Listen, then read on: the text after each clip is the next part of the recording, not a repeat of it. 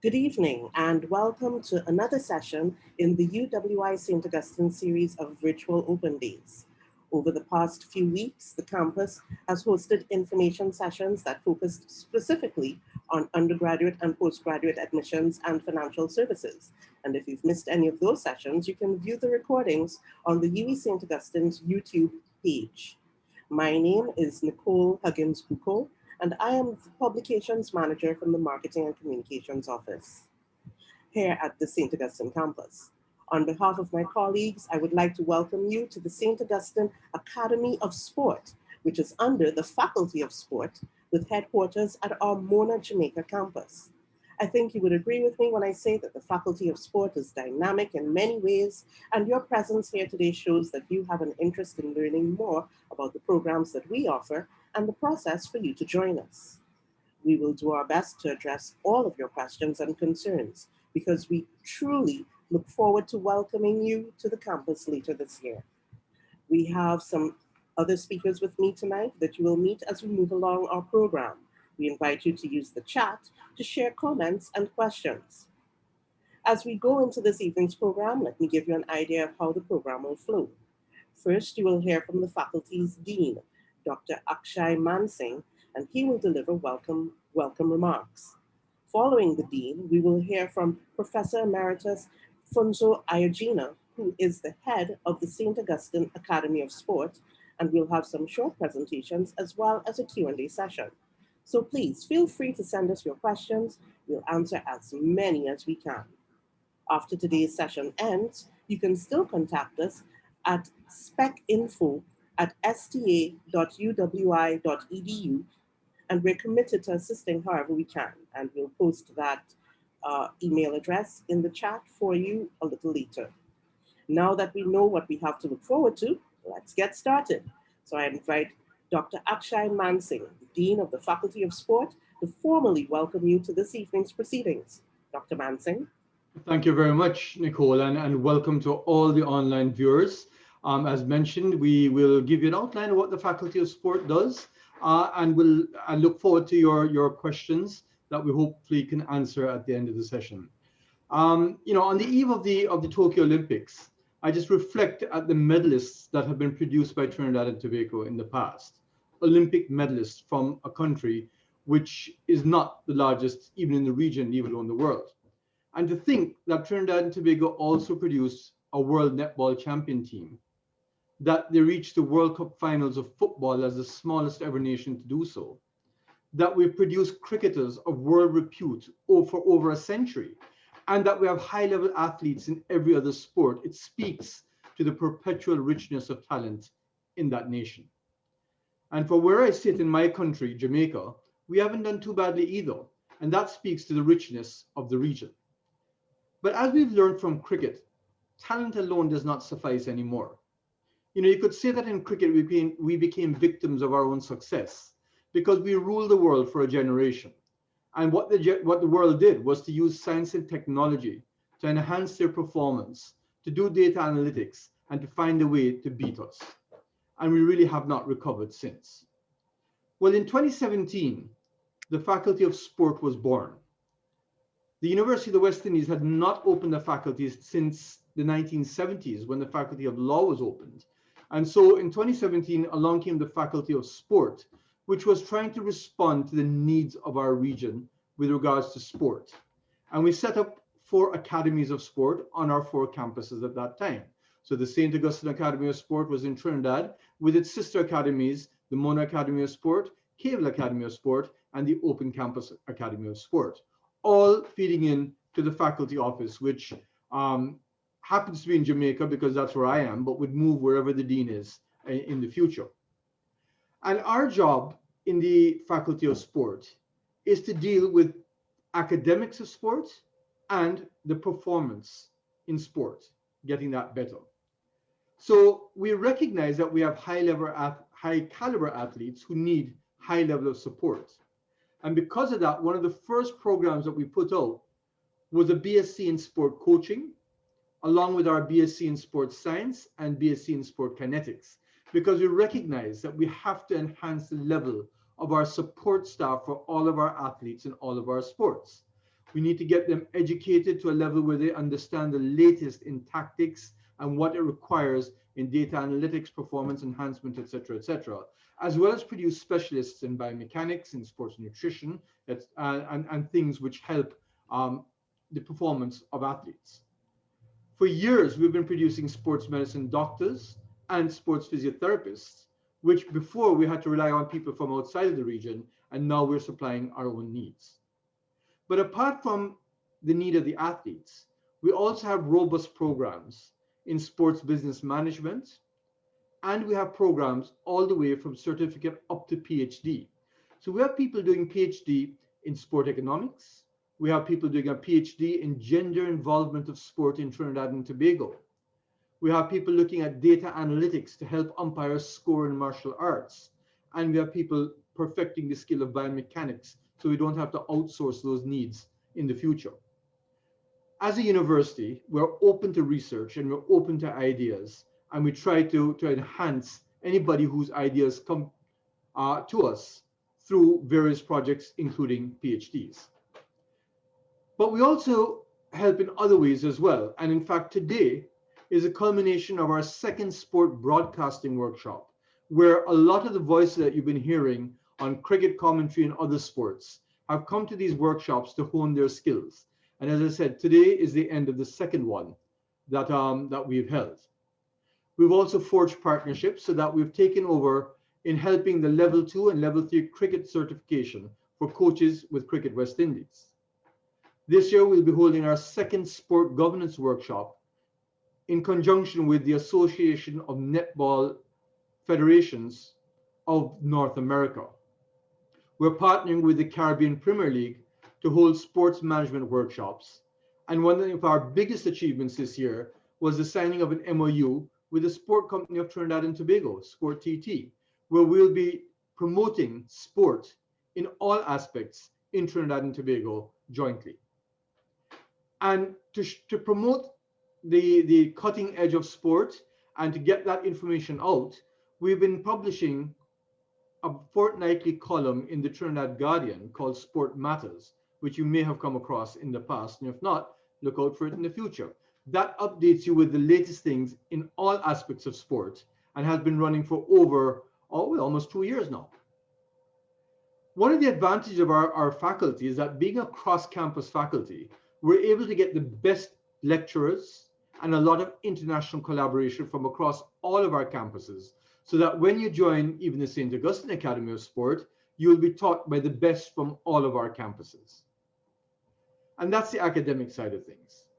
As far as sport performance is concerned, you would have known that our combined campuses and colleges cricket team were champions of the Caribbean 2 years ago, and that many of our teams on the various campuses play in the top levels of football, netball, and cricket, and have been champions as well at the highest level.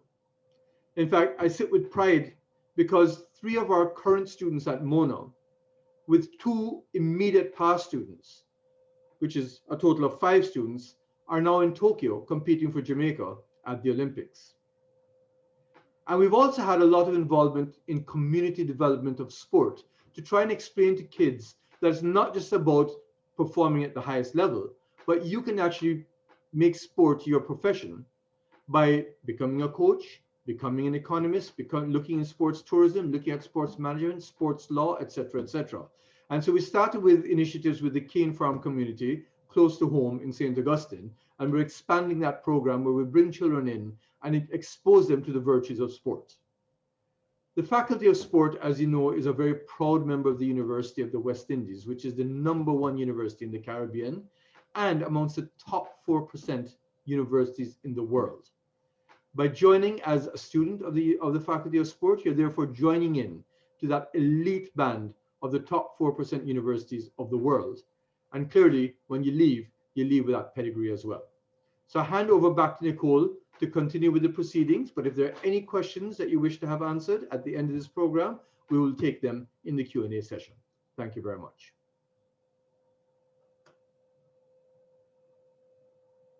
Thank you, Dean Mansingh. We'll now invite Professor Funjo Ayogina, head of the St. Augustine Academy of Sport, to deliver some remarks. Professor Ayagina. Thank you very much. The dean has said it so well, so I've just put a little lanyard on top of it. I want to take this opportunity to welcome you to the youngest of the 4 academies of the Faculty of Sport, and to alert you to the fact that although we are the youngest, we are most likely going to be the most exciting because we have big brothers and big sisters in Mona, Open Campus, and Barbados. And the beauty of the faculty, as the dean has already enumerated, is the fact that we are a one UWI faculty.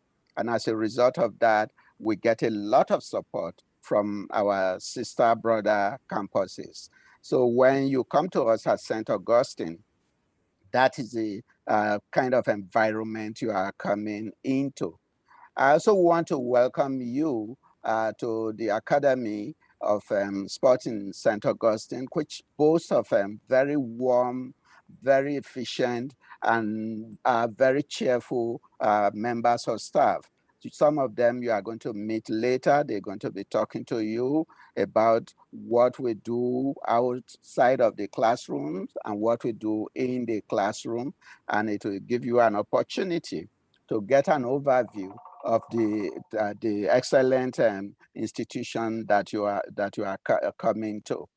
One thing I want to stress is that as a new faculty and as the newest academy, we happen to have started during the period of COVID, and that restricted us a lot.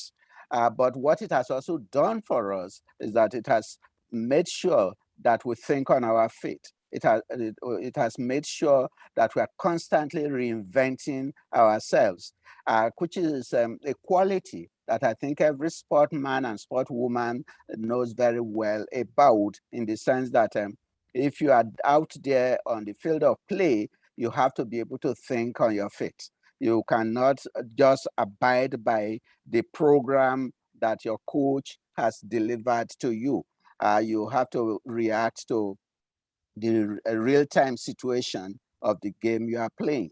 So as sportsmen and women, you all know the need to adjust, the need to recalibrate, and the need to rethink your strategies. That is what we have been doing at the Faculty of Sport, especially in St. Augustine. Because of our newness, we have been recalibrating as the days go by. And I must say that the staff has been doing a fantastic job in recalibrating to meet all needs. And at that juncture, I would like to mention the fact that one of the hardest working members of our staff is the person you are going to be dealing with when you come to join the Academy of Sport at the St. Augustine campus, Ria Cromwell, who you are going to meet later. She is practically an auntie, a mother, a sister to our students who are constantly contacting her. And one thing I'm very happy about is the fact that no matter when you contact her, she's there willing and able to help you to find solutions to your problem. So you will be coming to an academy with people who are willing and able and ready to help you to find solutions to your problems. So I'm very happy that that is the caliber of individuals that we are coming to deal with. To continue with the whole notion of COVID, COVID has put us in prison for almost 2 years now. And what is going to happen, hopefully, when COVID is under control? I don't want to say when COVID is over, because I don't know when it will ever be over. But when it is under control, one of the first things that people are going to want to do is to re-establish physical contact, re-establish social contact, re-establish community events. And that is where sport is going to come in to save humanity, in the sense that it will reaffirm that need for communication, for contact that we all have. I am sure that outside of the race to go to KFC, There will be the race to go to the training fields, to go to the cricket fields, the football fields, the basketball courts, and so on and so forth. And the Academy of Sport will be there ready to welcome people back to our fields, to welcome people back to our courts.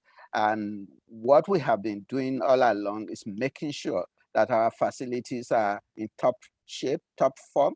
So whenever the country opens up and we are allowed social contact, we are allowed face-to-face sporting events, be sure that the Academy of Sport at St. Augustine will be ready and to go and to welcome all of you.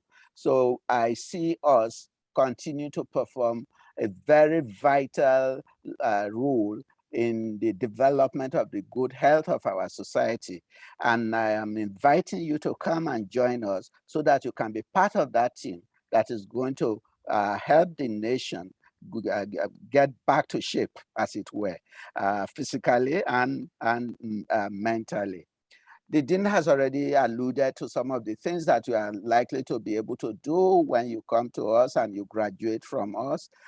You will be the third cohort coming to the St. Augustine Academy of Sport. And when you are finished, you will have the opportunity to become athlete scholars or scholar athletes, whichever ratio you want to focus on. You have the opportunity to become administrators of sport. You have the opportunity to become policy advisors to ministers of sport. You will be able to coach. You will become able to become sport reporters and broadcast journalists. You will also be able to be personal trainers if that is what you wish to be. So that there are a lot of things out there that you will be able to become.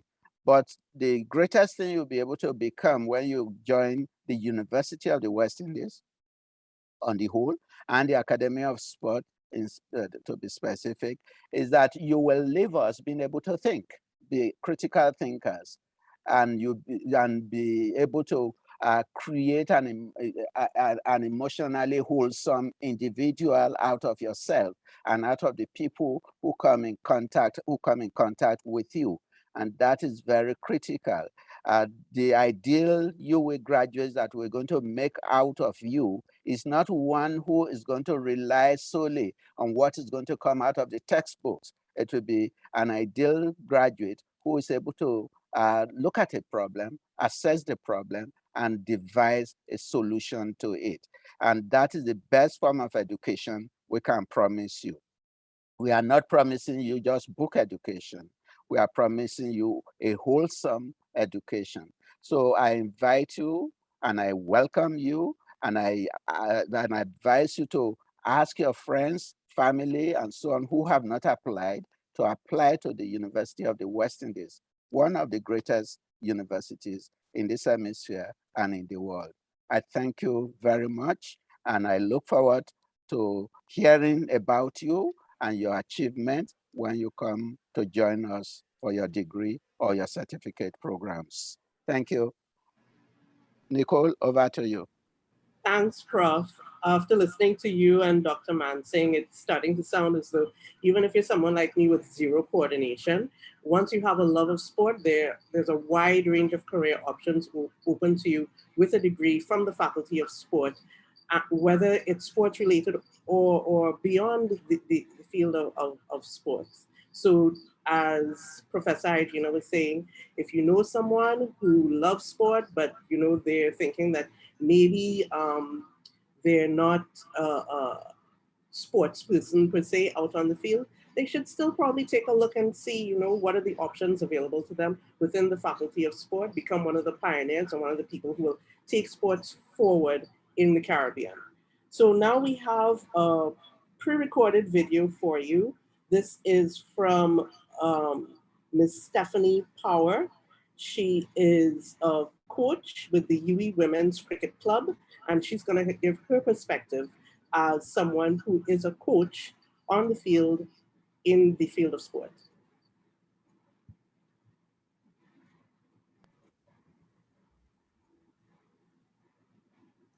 Hi, I am Stephanie Power.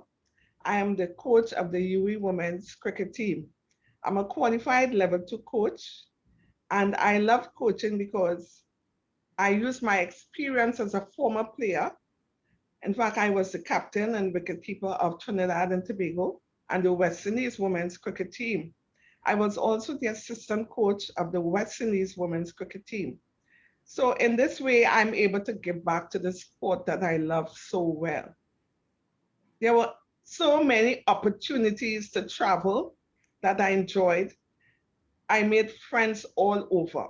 So I am like to encourage my young ladies to have a love for cricket. And also, I would like to contribute to the development of women's cricket. How?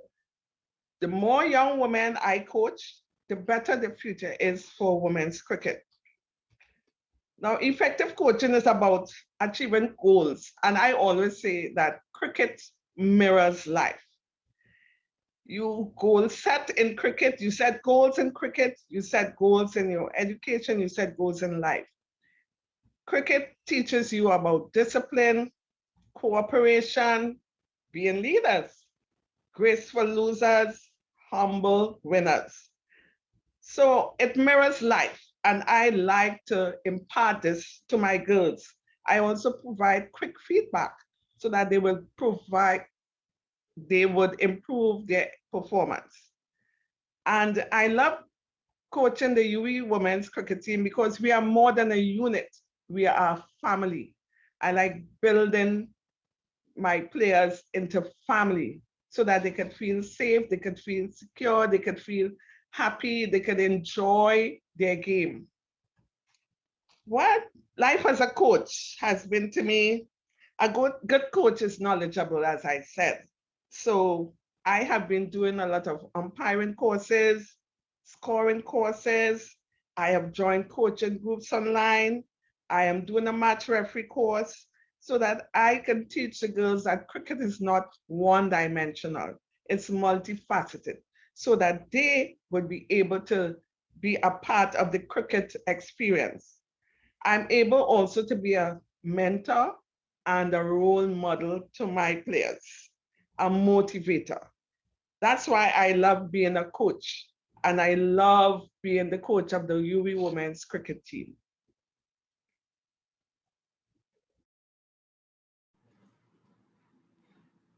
So we'd like to extend thanks to Ms. Power for that testimony. And I'm sure some of you know that there have been many notable sporting figures over the years who have either attended classes at the St. Augustine campus or who have been on staff. And one of them who's currently with us is Mr. Darren Ganga. You would know him from the field of cricket, and he's with us as our projects officer at the Faculty of Sport. And he has taken the time to record a short video for us as well, explaining again why he thinks you should be part of the Faculty of Sport. Thanks for your kind introduction. I'm Darren Ganga, and I'm really happy to be part of this program. Today, I'll be talking a little bit about sport in a changing environment, and I'm really happy to address all of you who are continuing on your journey of sport. What I'd like to do is focus on 4 points for this interaction that I'm having. The first has to do with the COVID-19 pandemic. Obviously, this has been at the forefront for the last 2 years or so and has created a new paradigm for sport. Whatever rung of the ladder you're in this sporting journey, it has impacted us in some form or fashion. And, you know, one has to do with biosecure bubbles, which is something that everyone has to contend with, more so the athletes, the coaches, the administrators and organizers around sporting events. They've had to contend with very expensive frameworks which are set up to ensure the safety of all involved in sport. Beyond that, it has also been a challenge for persons from a mental health and wellness perspective. because there's limited socialization on order and on offer. And that's something that we all have had to deal with and address. This pandemic has also created a situation where we have to accept the fact that we can only have virtual spectators as against spectators being live on the ground at events. And the impact of that is far wide, and it has affected sport in a major way. You think of revenue streams being limited. You think of the impact on governing bodies for sport, the difficulty in scheduling events, moving athletes, stakeholders from one jurisdiction to another. And it's been very, very challenging. In my humble view, I think we all have to embrace this new paradigm, because we can't say for sure what's going to be the outcome of this COVID-19 pandemic and whether or not we will go and move beyond this. So we live and we will continue to live in an environment where we will be restricted. I don't think we're going to revert to a situation where it's going to be similar to pre-pandemic days, but that's one big evolution that we've seen in sport. The second has to do with climate change and the crisis which the world is facing.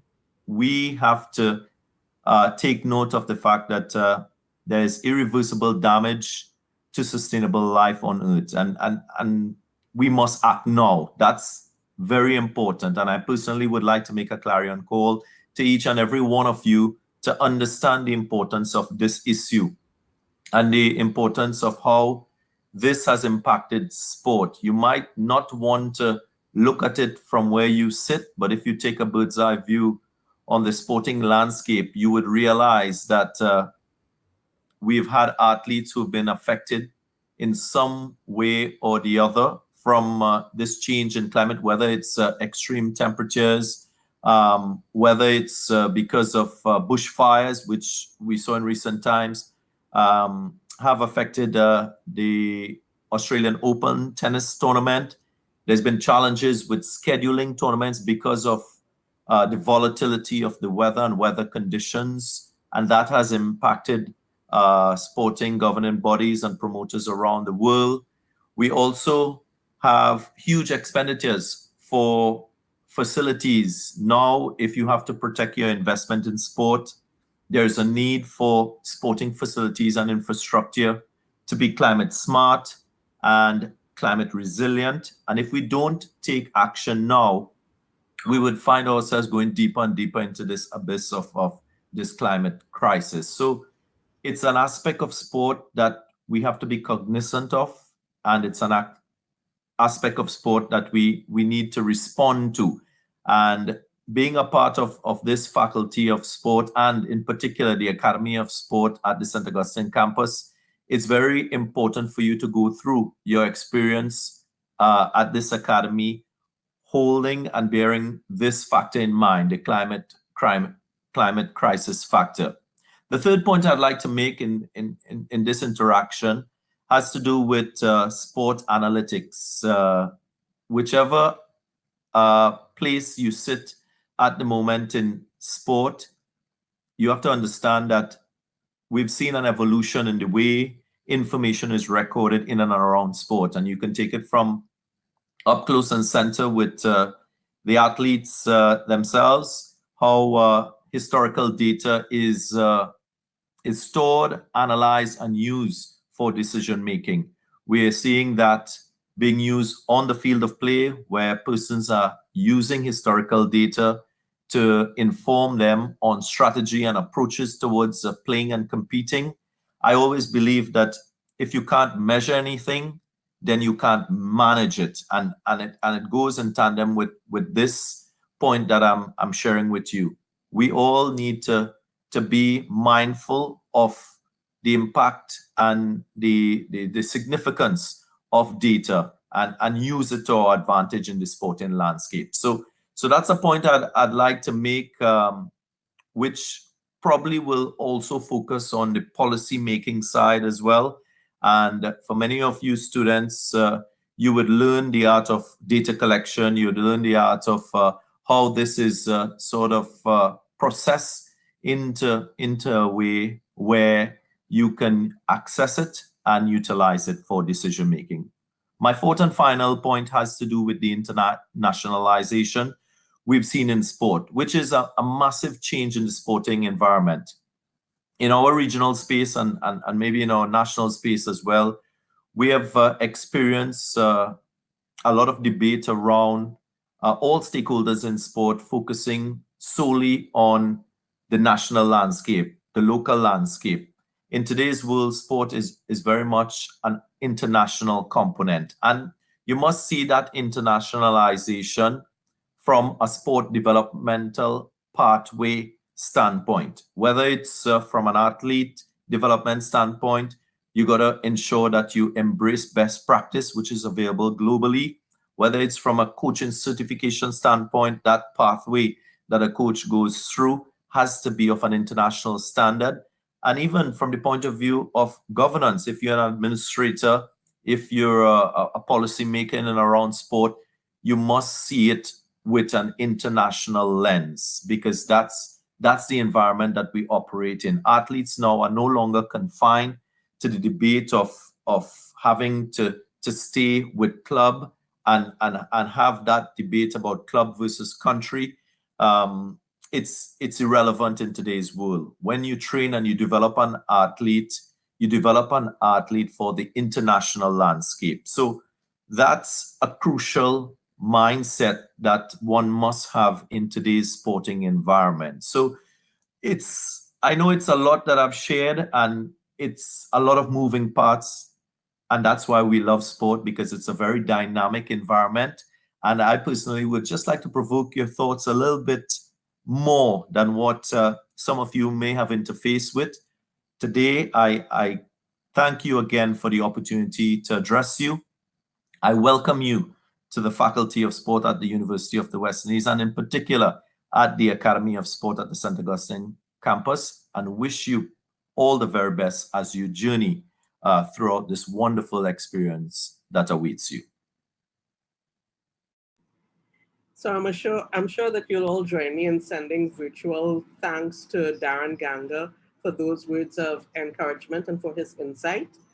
At this point, I hope that we're building your interest even further in this dynamic faculty. It's one of our smallest faculties next to law, but the vibe and the energy that comes out of this faculty, it is out of this world. So you'll be joining a dynamic faculty and a dynamic family because of the compact size of it at this point.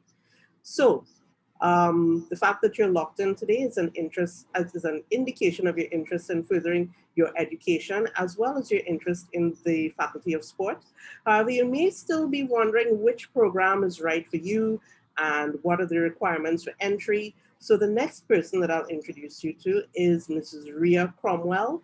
She is the Administrative Assistant, Human Resources and Academic Matters at the St. Augustine Academy of Sport.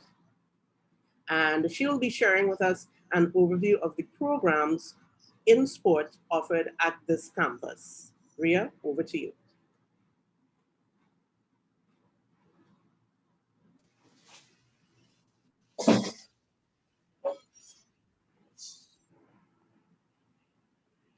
Good evening, everyone. It is my pleasure to provide an overview of the academic programs available at the St. Augustine Academy of Sport.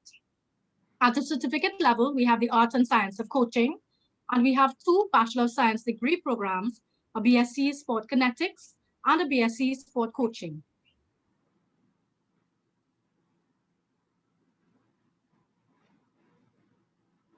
The certificate in the Arts and Science of Coaching is a part-time program. It's available part-time only with a duration of 1 year over 3 semesters. And the Bsc Sport Kinetics and Sport Coaching programs are available both full-time and part-time. Full-time program is 3 years and the part-time program 5 years. Just to give you an idea of some of the courses you'll be doing within the certificate program, in semester 1, we have anatomy and physiology, diet and performance, theory and practice of coaching. In semester 2, sports officiating, sports injuries, issues and values in sport and physical education.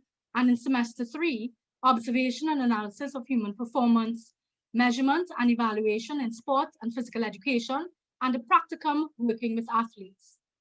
In the Bsc Sport Kinetics program, Level 1 courses would include human anatomy and physiology, origins and growth of modern sport, sport and exercise psychology, and sport coaching basics.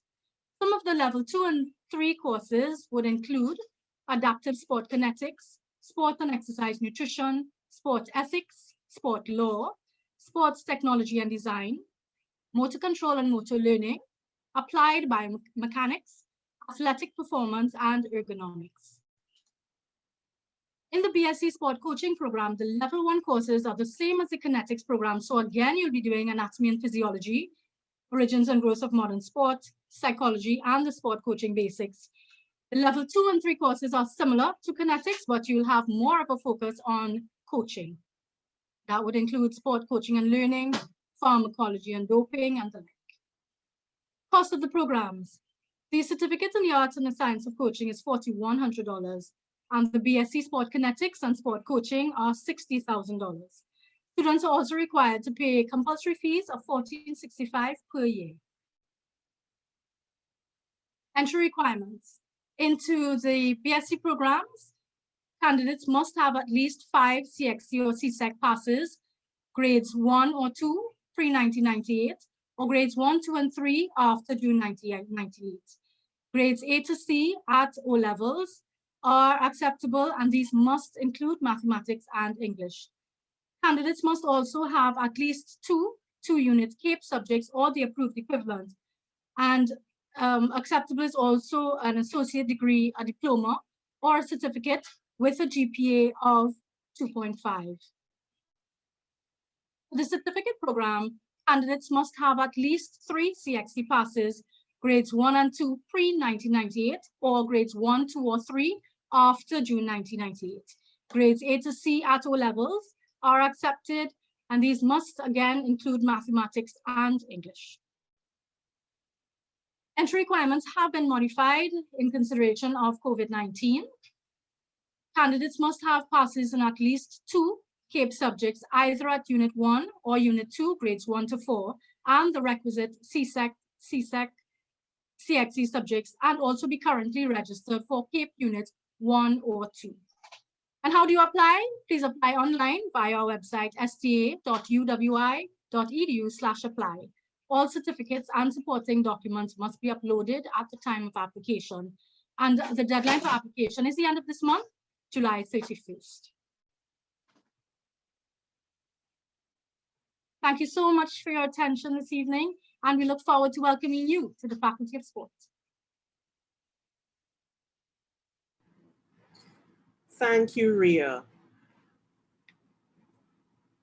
Now, also joining us this evening is Mrs. Nadra Dwaraka-Batiste. She's the Administrative Assistant for Facilities and Events at the St. Augustine Academy of Sport. And Nadra will give us a brief overview of some of the non-academic activities that take place. Nadra? Thank you, Nicole. Good afternoon to all our participants. Well, you've just heard all about the academic aspect, which will equip you with the knowledge, skills, and techniques needed to help improve sporting performance in the Caribbean. However, the St. Augustine Academy of Sport doesn't just offer academic programs. Here at the Academy, we strive to offer activities that promote a sound mind and a healthy body. Research has shown that sporting activity has helped to improve the cognitive and memory function of the brain.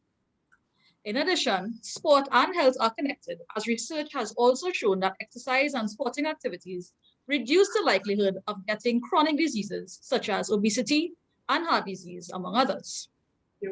So, what do we do here to promote a sound mind and a healthy body? Well, we have an array of recreational and wellness activities, as well as competitive sporting activities. For those athletes out there who wish to participate in competitive sports and push on to performing at the national and regional levels, we currently offer 10 sports that can help you achieve your goal and become game changers that impact the future of the sporting landscape. Those sports which cater to both men and women are cricket, football, basketball, track and field, hockey, tennis, table tennis, volleyball, swimming, and netball.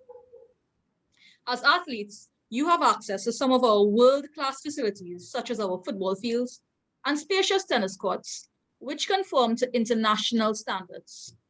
Our cricket field, the Sir Frank Worrell Cricket Field, was even used last year as one of the biosecure training venues for the Caribbean Premier League teams.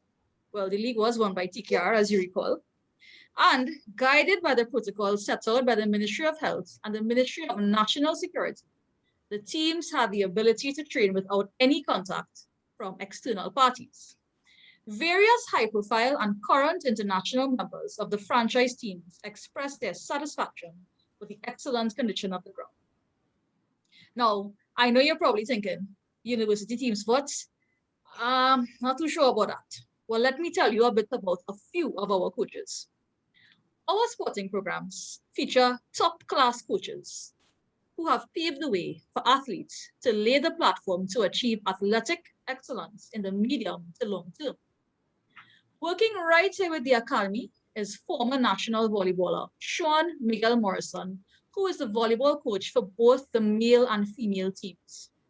Our swim coach, Maurice Faria, is the coach for the national swim team, and Althea McCullin, former national netball player and current head coach for the senior national women's netball team, coaches both teams on campus. Joyce Thomas, a world masters champion, is our field event coach, and Stephanie Power, former West Indies captain, who you saw earlier, is our women's cricket coach. These are just a few of our coaching staff here. And as you see, we have quite a high caliber of personnel. But do we just have names here? Listen to some of the highlights and achievements of student athletes involved with these coaches and their relevant sporting programs within the past 2 years.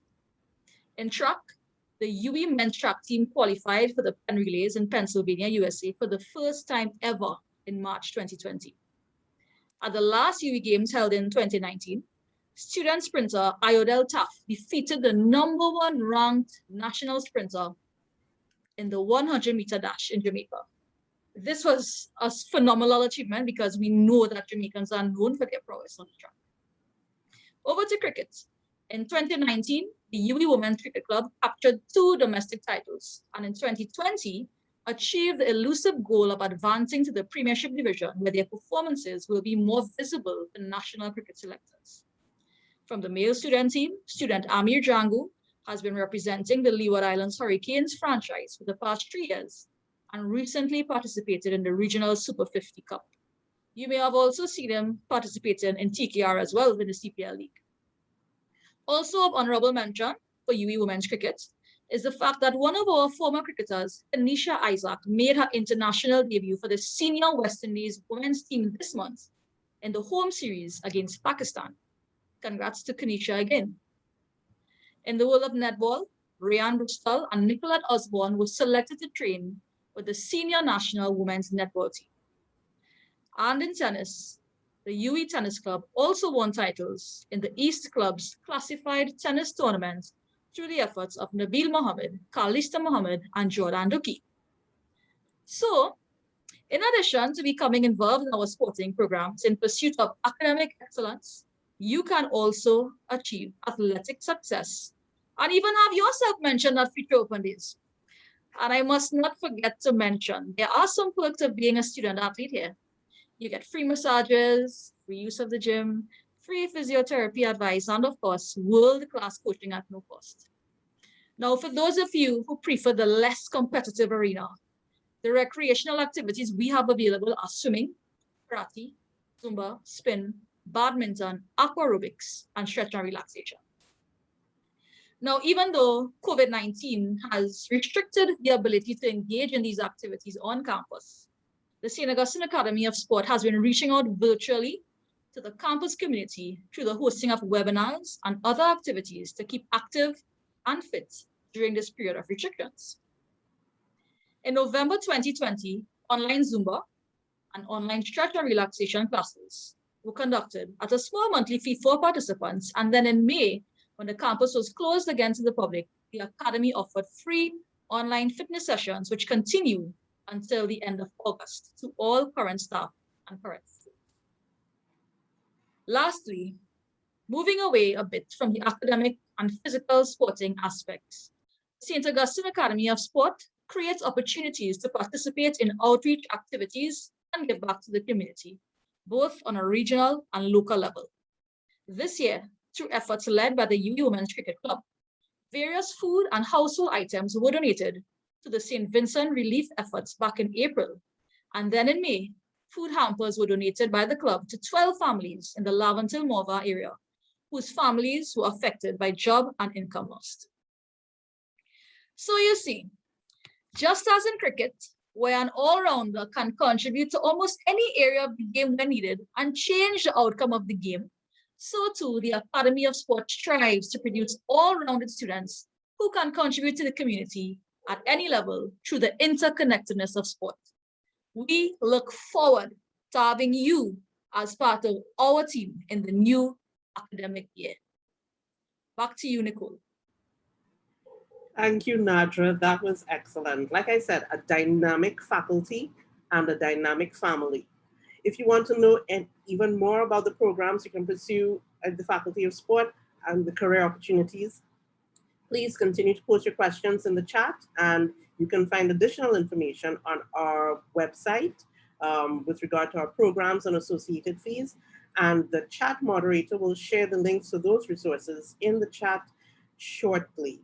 So we have another testimonial for you, this time from our UWI women's hockey coach, Patricia Wright Alexis.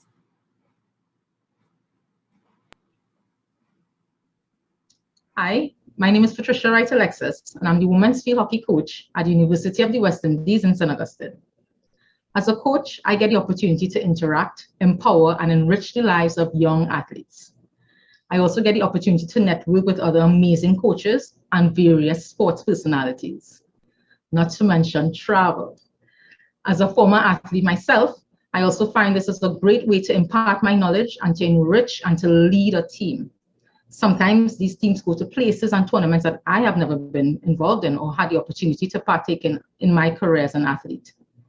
And so I think being a coach, it extends your livelihood, or it extends your existence in the sport, it extends your career, and it's a great opportunity to give back. Being a qualified coach has assisted me in many ways. It has opened numerous doors.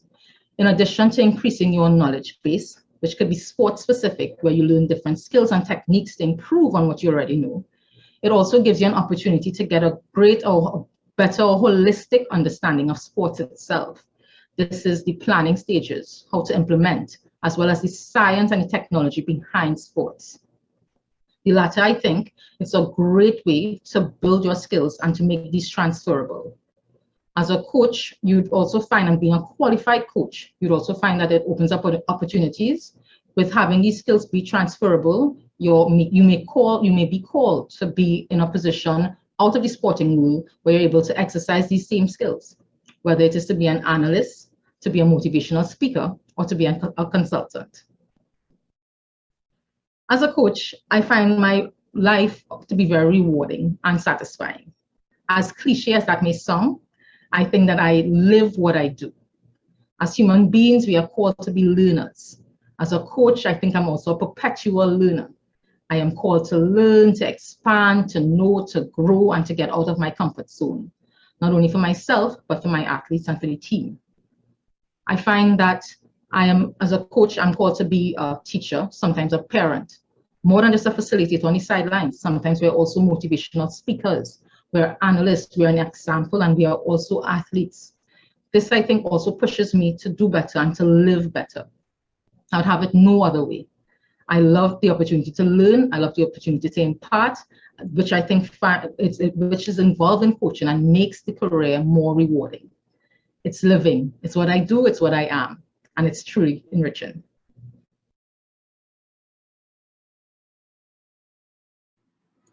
Okay, thanks so much to Mrs. Wright Alexis. And you've heard now from coaches, you've heard from our administrators. Now it's time to hear from one of our students. This is Mr. Nand Sukan. It's another pre-recorded segment, and he's going to tell you what it's really like, give you the inside scoop on what it's really like to be a student at the Faculty of Sport. Hi everyone, welcome to the Faculty Open Day here at the Faculty of Sport in the University of the West Indies. My name is Nand Sukhan. I am a second-year student of the Bsc in Sport Kinetics program right here at the university, and I'm going to just share my experiences here at the Faculty of Sport. This will be my third year at the university. My first experience here was for the certificate in the Art and Science of Coaching.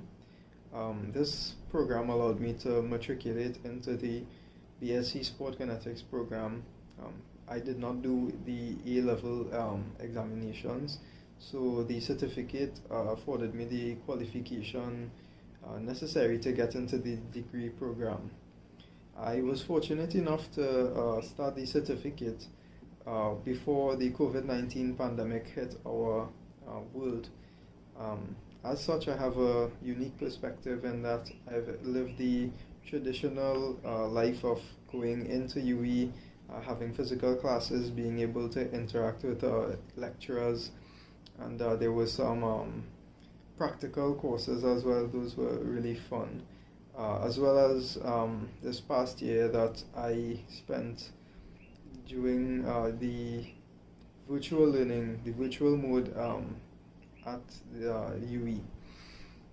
The online learning, the switch to online learning was a bit challenging, and I'm sure most students that you speak to will agree that it is a challenge at first to switch from the traditional learning methods that we've all had from primary school through secondary school. It's definitely a bit of a transition, and it takes some time, but overall, once you give it a chance, you know, approach it with an open mind and arm yourselves with the tools to make your work environment productive and comfortable, it can all turn out really well. We have had online classes using platforms such as Zoom and Blackboard Collaborate, and our exams are also held on the My e-learning platform. The university has clearly made a very high effort to ensure that during this time that virtual learning is required, that we have as close to our traditional experience as possible. Our lecturers are very accommodating and understanding of the situation, but I can't say that I don't look forward to returning back there in person. I hope my video today would have painted a bit of a picture into what life is like, what the student experience is like here at the Faculty of Sport at the University of the West Indies. And if you are thinking of joining us, I strongly recommend it. That's about it. Thank you. So thanks to Nand for that, and we look forward to welcoming Nand, his cohort, all of our current students and all of our prospective and all our new students in September. We look forward to welcoming you back to campus as soon as possible as well. We cannot wait to have you back. We're moving on now. We're almost to our interactive Q&A session, but before that, you just heard from Nand. Now it's time to hear from one of your prospective lecturers, should you join us. This is Dr. Farid Youssef, who lectures in sports psychology. Dr. Youssef? Thank you, Nicole, and good evening to everyone listening to us this evening. It's a real pleasure to be with you. I don't want to repeat what others have said, but one of the things that strikes me when we think about sport is sport, more than many other things in our world, has the ability to bring people together.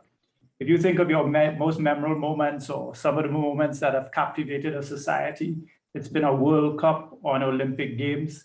And somehow sports transcends class, it transcends so many things that divide us.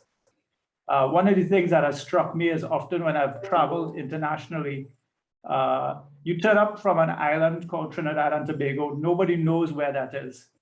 You tell them about Brian Lara or Usain Bolt, and they can immediately connect. And that's pretty amazing. In giving you some perspectives on a career in sports, thinking about sport, I want to leave you with 3 words. I often do this, use 3 words. And the 3 words I'd say are opportunity, excellence, and hard work. I think the discipline of sport, especially within our Caribbean region, has a real opportunity. Dean Mansing took the time at the beginning to note that the English-speaking Caribbean for many years has been punching above their weight in the type of sport persons that they have produced. But the world is changing, and there is so much information and knowledge that is out there. There's a real opportunity for us in the Caribbean to begin to harness that knowledge and to begin to leverage that knowledge and to ensure that we can continue to produce not just world-class athletes, but to produce healthy society. Because that's another important thing when we talk about the Faculty of Sport. We're not just talking about sport, we're talking about health and exercise and dealing with some of the challenges that all of our Caribbean nations face in terms of non-communicable diseases like hypertension and diabetes. And so I think there's an opportunity for us here. Darren mentioned the issue of analytics, the issue of biomechanics. We live in an age where every single sport seems to have the living GOAT. In tennis, there's a 3-way battle, Federer, Nadal, or Djokovic. Inside of cricket, we've just come out of the era of Lara and Tendulkar into the era of Kohli and Steve Smith. Inside of football, there's Messi and Ronaldo. In golf, there's Tiger Woods. In basketball, there's LeBron James. In athletics, we've had Usain Bolt. In all of these examples, men and women are pushing beyond limits. Serena Williams in tennis, Simone Biles in gymnastics, and they're challenging the limits of the human body. And so there's an opportunity here for you as a future student to discover and understand how we can go further, faster, better, and how we can build our societies. That opportunity then means you don't have to necessarily be playing the sport yourself, but you can contribute to the development of excellence in the society. Having an excellent West Indies cricket team raised the head of Caribbean people all across the earth. And you can contribute to that by being a data analyst, by being a biomechanist, by understanding sports physiology. Speaking about excellence, one of the things I think we have to recognize is there's much that we don't know. And we have to be willing to say we don't know. We have to be willing to say that we can investigate and we can discover. And I think if we can approach things from that place of humility, then we can begin to learn. Then we can begin to say we can get better, we can improve. But what most excites me is we can also begin to discover.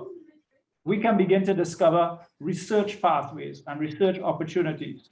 What makes our people in the Caribbean unique? What allows us to have terms like the Reggae Boys or the Soca Warriors? Yeah. What makes it unique and gives a certain flair to the West Indies cricket teams, both the men and the women, that no matter where you go in the world, you can go to Australia, you can go to the United Kingdom, you can go to Pakistan or Sri Lanka. Everybody's second favorite team is the West Indies. They support their home nation, but the team that they love the most after that is the West Indies. And so excellence starts with a spirit of humility and a spirit of discovery and a willingness to learn and grow. And I would want to say that to all our future students. And the final thing I'll say is hard work. Hard work. You know, when you look around at sport in the Caribbean, my experience is we're often enamored with talent. Anybody who watched the NBA finals last night and has seen the journey of Giannis knows that talent only carries you so far.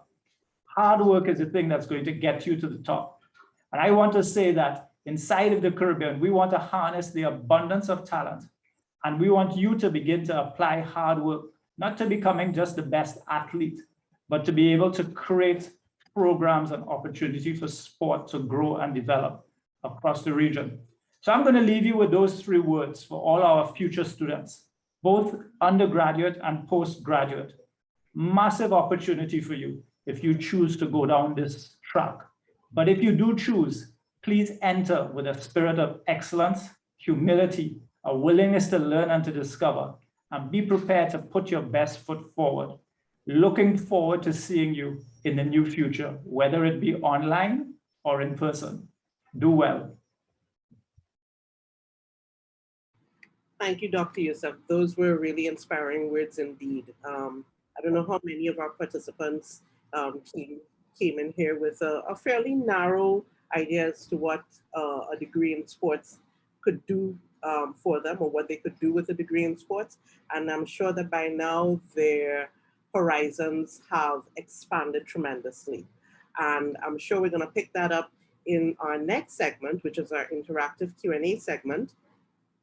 It's the moment that we've all been waiting for, and it's usually the most fun part of the evening. So you've been listening to us, and now it's our turn to hear from you. Your questions and concerns were shared in the chat, and you can still continue sharing them even during the Q&A. So we've noted them, and we'll address as many of them as we can. In addition to the team that presented to you earlier, we also have online in the chat ready to help address all of your questions in other areas.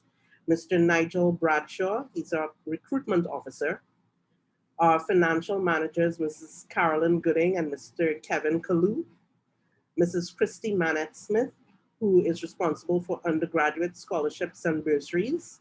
And so any questions that you have along those lines with regard to applying to the faculty, financial matters, and the availability of scholarships and bursaries, they can address them in the chat, but you can also post your questions and we will answer them directly as part of the video recording. So let's get started. We have one question here to Nigel Bradshaw. When is the deadline for applications, and what are the main things that applicants should be mindful of? Hi, good afternoon, Nicole, and good afternoon to all panelists and attendees to this evening's presentation and open house on the Faculty of Sport. The deadline date for all applications, all programs, including Sport Kinetics, Sport Coaching, Sports Management, the deadline is July 31st, 2021. We are anticipating that many persons will be caught in the last minute rush to be able to do the application. And we are ready and willing to be able to assist you. You can ask your questions over social media, Instagram and Facebook. You can email me, Nigel Bradshaw, at, based on my email address being placed in the chat later. But in the application itself, please be made aware that the entire application process can be completed from the comfort of your home. There's no need to visit the campus for any reason. You can have your documents uploaded, having completed the application, for which is a tutorial that guides you in terms of all the information that is to be input to ensure that we are aware of your credentials and your ability to qualify to become the next cohort of students in the Faculty of Sport. There's not much more that I can say right now about the application, but I know that many people have questions that they want to ask in detail, multiple component questions as well about the application process. Please feel free to send me your emails utilizing my email address, which will be put in the chat for your benefit. Look forward to matriculation exercises in the near future, which will showcase students of the next cohort of the Faculty of Sport for 2021 at the UWI St. Augustine campus. Please do have a good evening and keep sending your questions in. Thank you, Nigel. And I know many of our participants, you and your friends, are still in the middle of examinations, and we wish you the best of luck. We know it's been a difficult period. Hang in there, you're going to get there. But even as you're in the throes of exams, don't let this opportunity slip by. As Nigel said, the deadline for applications is coming up on the 31st. That's not that far away. It's just a week and change. So, this is a good time to just message your friends and say, hey, did you apply? Time is running out. You can do it all online. And if you have any questions, we're here to help answer them online as well. So our next question has to do with GATE funding for programs in the Faculty of Sport. And the exact question is, are programs within the Faculty of Sport GATE funded? And I believe we have Mr. Kalu on the line with us today. Hi, Nicole. How are you doing? Thanks for having me, and welcome to our prospective students and all the panelists and so on, and everybody in attendance tonight. That's a good question. GATE funding for the programs at the Faculty of Sport. Now, the Faculty of Sport has, and we mentioned this before, the Bsc in Sport Kinetics and Sport Coaching, as well as the certificate program as well. That resides in the Faculty of Sport. The two BSc programs are not GATE approved as yet, and I say as yet, we're working on that. The certificate program is the BSc in Sport Management, but is still out of the Faculty of Social Sciences. That is approved for GATE as well. So I repeat that. The BSc in Sport Kinetics and Sport Coaching, those are not yet approved for GATE. But the certificate program, as well as the BSc in Sport Management out of the Faculty of Social Sciences, are both GATE approved. So that's important to note. In terms of GATE funding, the process is the same or similar. Not many big changes with respect to GATE. You can access up to 100% funding once your program is approved, of course. Up to 100% funding from GATE to cover your tuition fees. The compulsory fees are not included here. It ranges though, your means test rate or level of funding will range between 100%, 75%, 50%, or even zero. We won't go to the 0%, we're hopeful that, they will get some level of funding from GATE and most students do. Also important to note that to access GATE, you will need to get your TT Connect GATE ID. That process is, you can do that online right now. So once you get that GATE ID sorted out, you can then log on to the GATE website and apply for GATE. And again, we urge students, prospective and existing, to apply for GATE as quickly as possible and make sure your application is inside for the relevant semester. All right. Also bear in mind that GATE will only fund one program at this, what we call undergraduate level. That being either a certificate or a BSc, they will only fund one. So that's important to note as well, right? If you're doing a certificate or a BSc or anything at this undergraduate level, it's only one program that they will fund. Again, all of this information is available on the GATE website, and I'm sure we can share that with them in the chat, the various links and so on. I started off by talking about GATE, but and the GATE funding that is not there for the BSc, but don't let that, students and prospective students, don't let that deter you from applying to these programs. Don't let it. We are here at the student bursary and all the other departments, DSSD and all the other student related departments are here to help you to manage the finances with respect to these programs. We are here to work you through that. We know these are difficult financial times and we are here to assist. We have very flexible payment plans. Those payment plans are available to students every semester and involve 2 to 3 monthly installments. So you're not forced to pay all your fees up front. You could pay it in installments. So we have that available for you. I'm sure Christy, who is on the call, will be talking just now about all the grants and bursaries and scholarships that she could offer you to cover your fees. And the other thing too as well is payment of your fees. We have made it so easy for you to pay your fees. Traditionally, you can pay your fees via using our student bank deposit slip at any bank of any branch of Republic Bank. You could pay your fees online through online banking. You could do your wire transfers of your fees. You can easily pay your fees now online through our TouchNet online system using a valid credit card. And now we have the chip debit cards. Those new chip debit cards, you could also use that on our TouchNet system and pay your fees. So you don't have to have a credit card. You can have your new debit chip card and you're good to go. You can pay your fees online through your MySecure area. So there are very easy ways of paying your fees. So again, I reiterate, guys, don't let the gate funding deter you or let the finances deter you. Apply now. We are here ready, willing, and able to help you to finance a degree and work through the finances. I urge you all to be that game changer and be UE. Thanks, Nicole. Thank you, Kevin. And as Kevin said, do not let the financial situation daunt you. You can do this, and we are here to help you.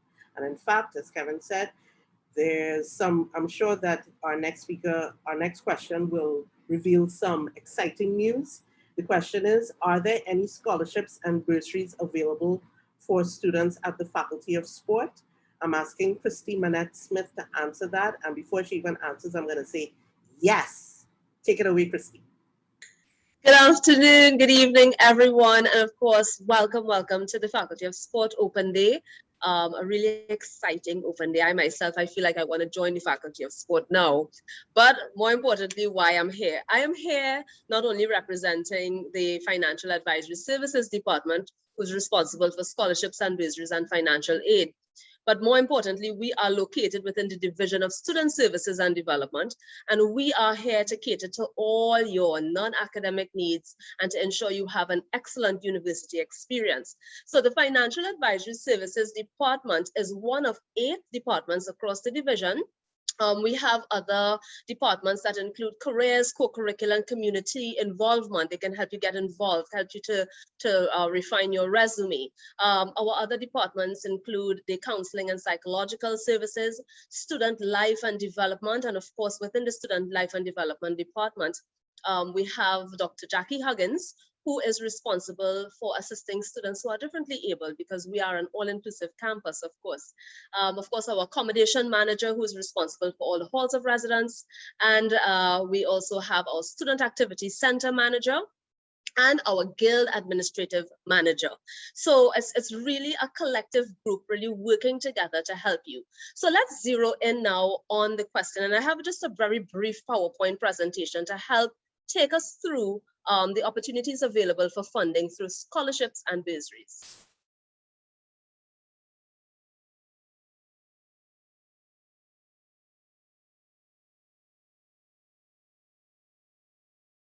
Okay. Christy? All right, excellent. Great, thank you. Yes, all right.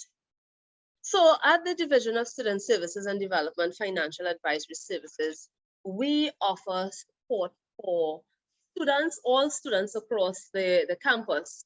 But specifically when we speak about scholarships and bursaries, my charge is the undergraduate group. Many of you will be joining us in September in your first year. My colleague, Ms. Sarah Kalub Bagwandine, and I'm sure they will put the information in the chat, is responsible for postgraduate scholarships, bursaries, and grants. So feel free to reach out to her. I'm not sure if she's on the call tonight, but once you reach out to her, she will definitely share the information. So let's talk a little bit more about financial aid. At the St. Augustine campus, we recognize that there are socioeconomic challenges facing our students. I mean, the COVID pandemic has heightened those challenges. And so even well before, but more so now, we are zeroing in on providing that type of financial support to students through our financial aid programs. Of course, students must meet the eligibility criteria and must show verifiable evidence of the claim of financial need that they're putting forward. All our processes, of course, are online and will be facilitated through uploading of your documents, and of course, acknowledgements of whether you are actually in receipt of the aid and approval of aid, and subsequent depositing into your various bank accounts the funds that you have been approved to receive. Our financial aid programs include a hardship grant. We also have a program called the Adopt a Student program, where we give a small stipend to students. This program is funded by members of staff within the campus community And I'm always, very happy to say that, because it shows that our staff really care beyond just, working at UWI. They care about students like you who are coming in here with us in September. And so it offers a small stipend of just about $400 just to get you through day-to-day activities. Again, the application is available online. And our third program, and this is really important now, is the COVID Aid Relief Fund. And this fund was donated to help students who have been impacted by the COVID pandemic by the Guild of Students and the executive team of last year and now this incoming year. So we want to thank the Guild of Students, of course, for making this kind donation to help students like yourself who may be coming in, who may be facing different challenges, job losses, family situations, who may be able to benefit from this type of funding. Now, I just want to jump straight into our scholarships and bursaries. And so some quick facts. Most of our scholarships and bursaries have a financial need component, which links to that kind of financial aid approach. So our donors are from corporate Trinidad, members of the campus community, regional and international partners, and individuals, alumni, who have a vested interest in the development of our Caribbean people and our students here at UWI. And so they contribute non-tuition-based awards towards students who are eligible and who meet the criteria as set. Now, when I say non-tuition based, because I saw a question earlier asking about, how does this impact aid? How does the funding of a scholarship impact your tuition fees?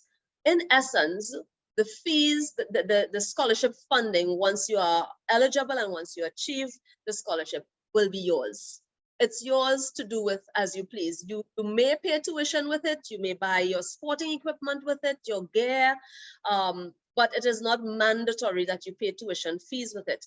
However, because your program is indeed self-financing, we would urge you, of course, to use the money wisely and to apply it towards your tuition fees. So that's a very unique feature about our scholarships and bursaries, that it's non-tuition based. Secondly, that it has a financial need component. Some of the scholarships and bursaries offer paid internships. These, of course, are open to undergraduate, full-time registered students of the St. Augustine campus. And like I said, again, the awards are non-tuition based. So here's what the question always comes up, what's the value of this award? And the minimum value of our awards is 5,000 TT dollars. 5,000 TT dollars in another time may not have sounded really great, but I'm here to say that it can do quite a lot for you. You have laptops to purchase, you in your different sporting activities, cricket, table tennis, cycling, football, you have your gear, you have your tugs, you have all the equipment that you need that you can support through this $5,000 award.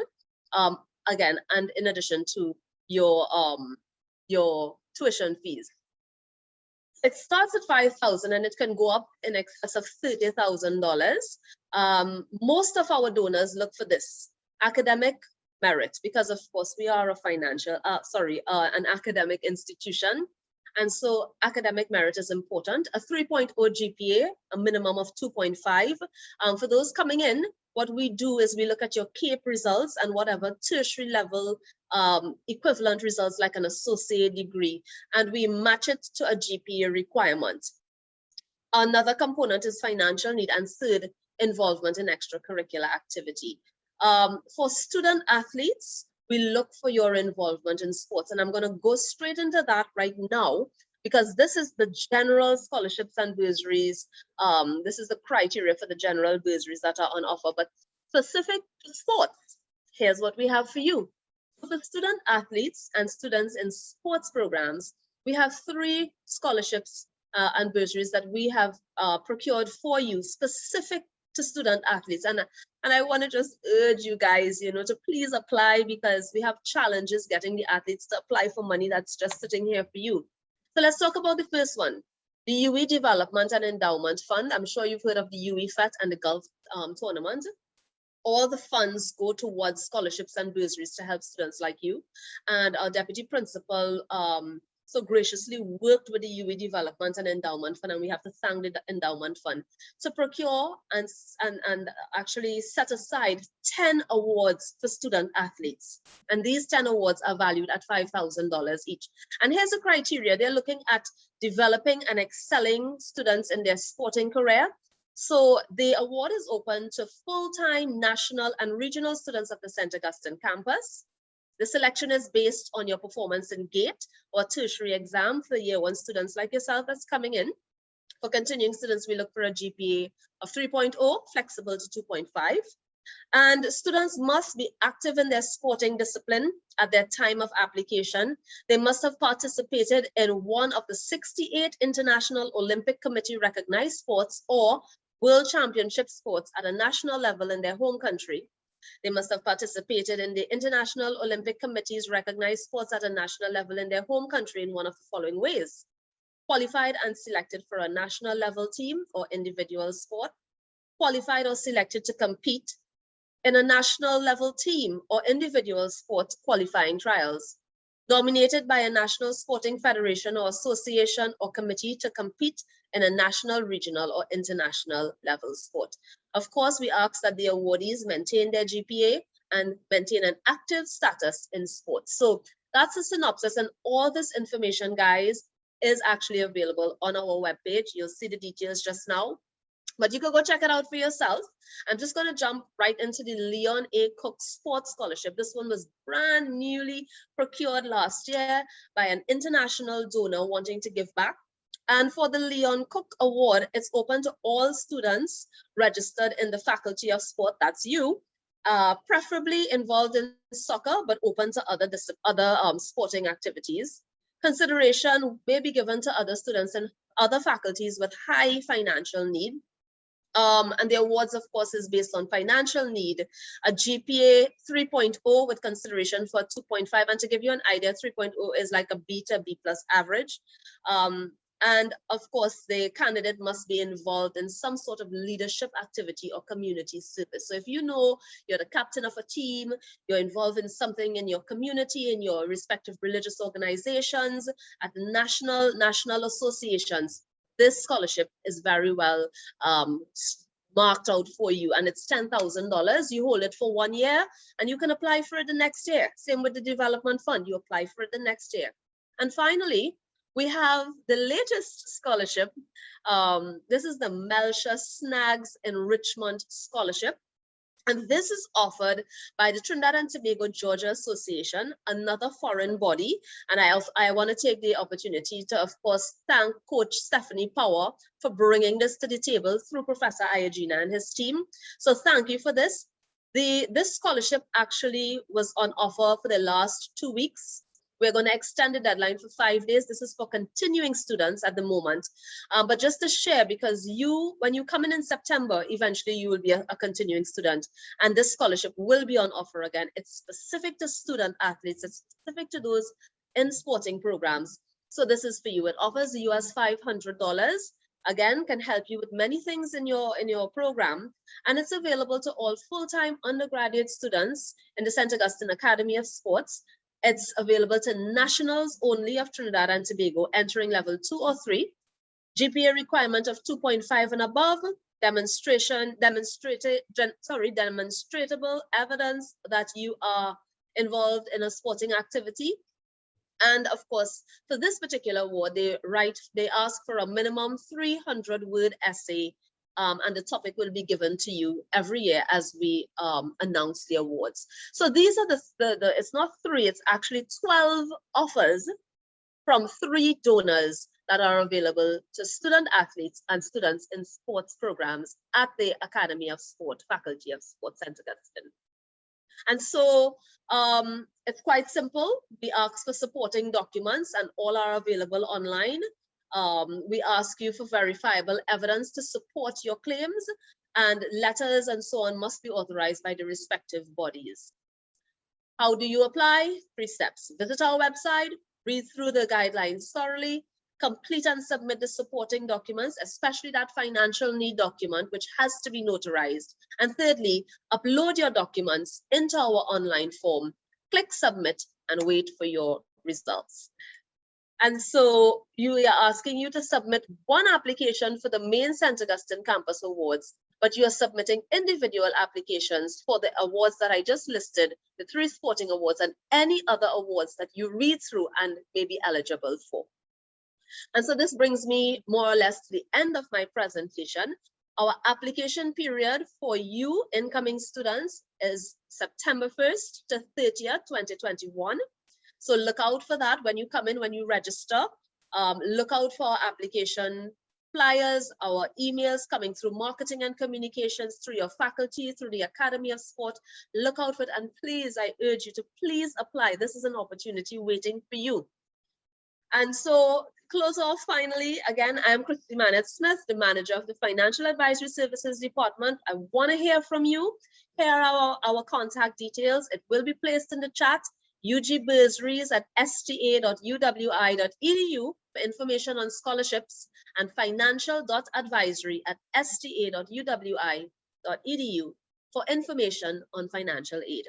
I want to join my colleague Kevin Kalu in saying you can be that game changer, and we want to help you get there. So looking forward to welcoming you in September. Take care now. Thank you so much, Christy.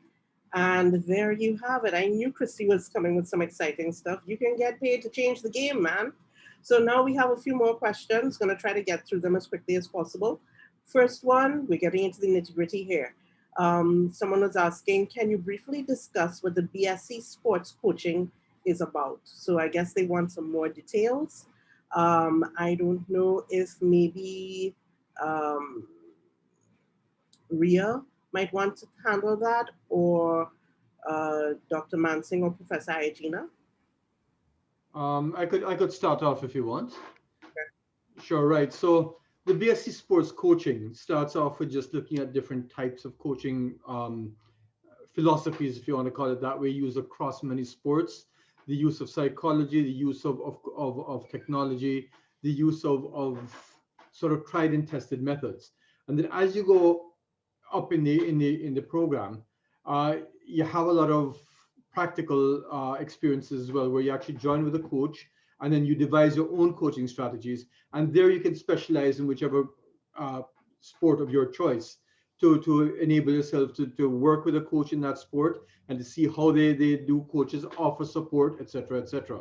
So the idea at the end of it is that you'd be well versed with the latest in coaching techniques, and that means the philosophies of coaching and all that can assist you in becoming a top-notch coach.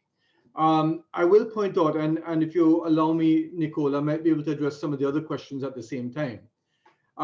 That somebody asked about sports kinetics and what that entails. And sports kinetics, once again, looks at the science of many things in sport, including things like sports biomechanics, and the actual sports physiology, how to enhance an athlete. And the reason I put the two of them together is that if you want to further your specialty in either one of these, you can go on to our master's programs, which are not yet available in St. Augustine Academy of Sport, but by the time you graduate, they probably will be.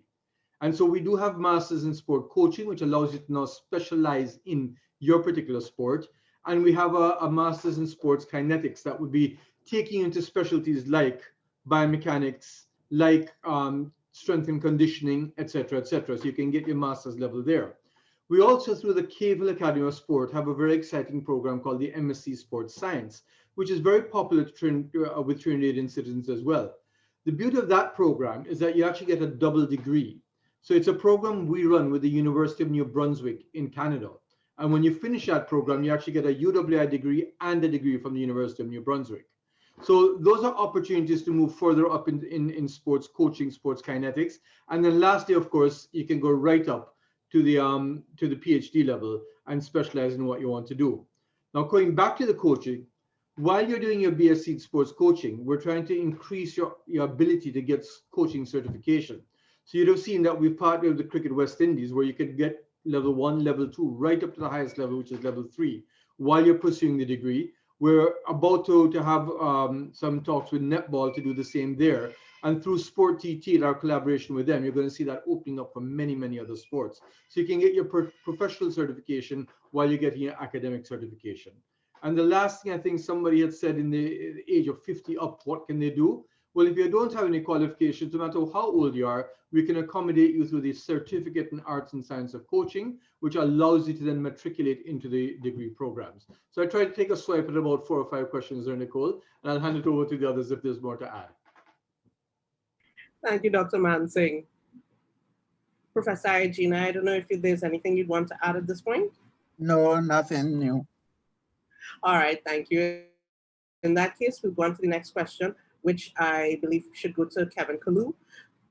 The question is, I noticed that the Bsc Sports Coaching is not GATE approved. What is the cost of the course per semester? All right, thanks, Nicole.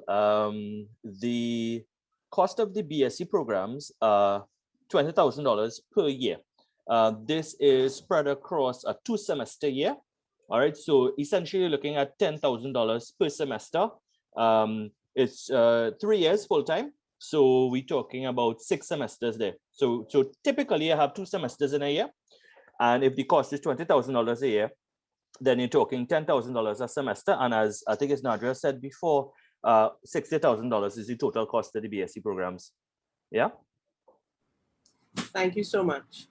The next question has to do with support for student athletes. I'm an athlete. Is there any form of support for student athletes? For example, aid in finding training opportunities or allowing students to participate in competitions during the school term or during the school semester. Professor Regina, I don't know if you can take that one. I think the dean is better place for that.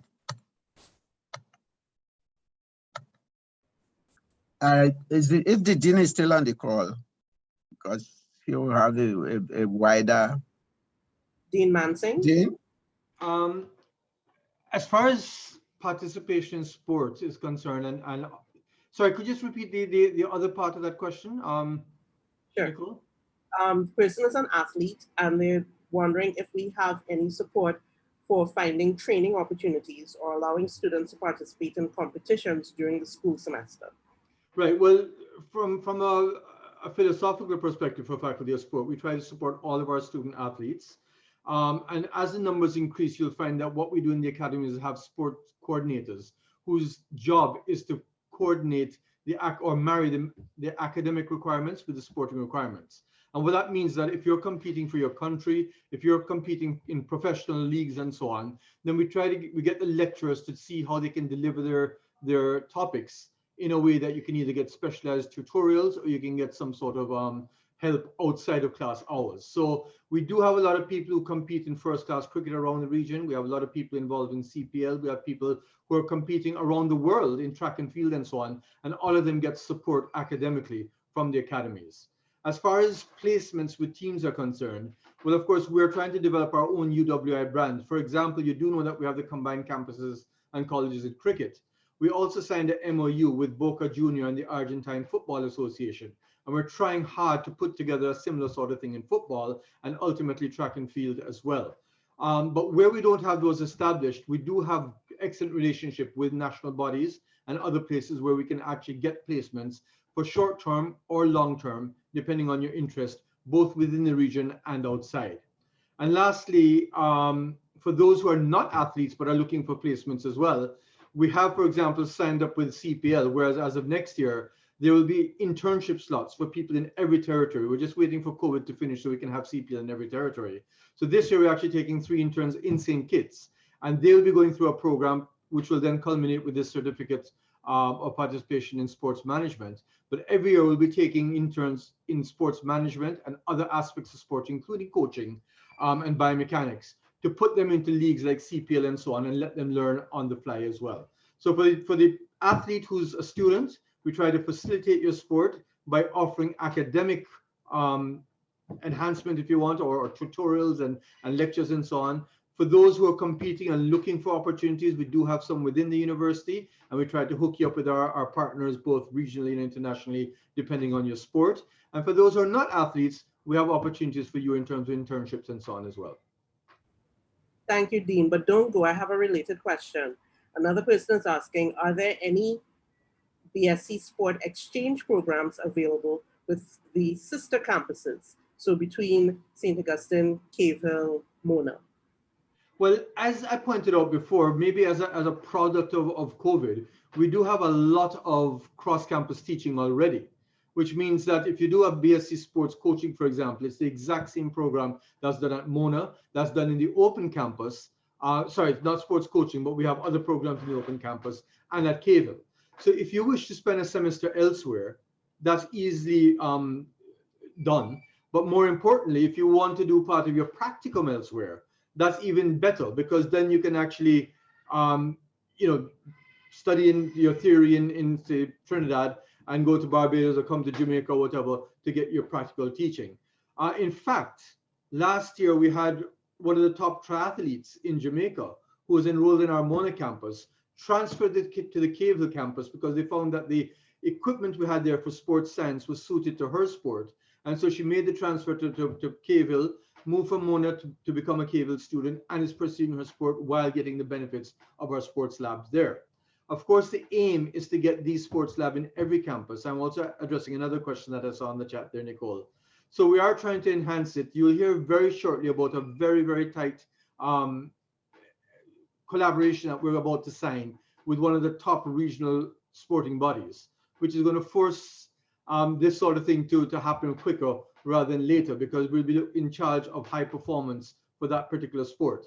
So that is coming, but until it happens on all the academies, we do facilitate people trying to go, if they wish to another academy to pursue additional training. That is some exciting stuff there. And I suppose it's one of the beauties of having a faculty that crosses across all of the campuses.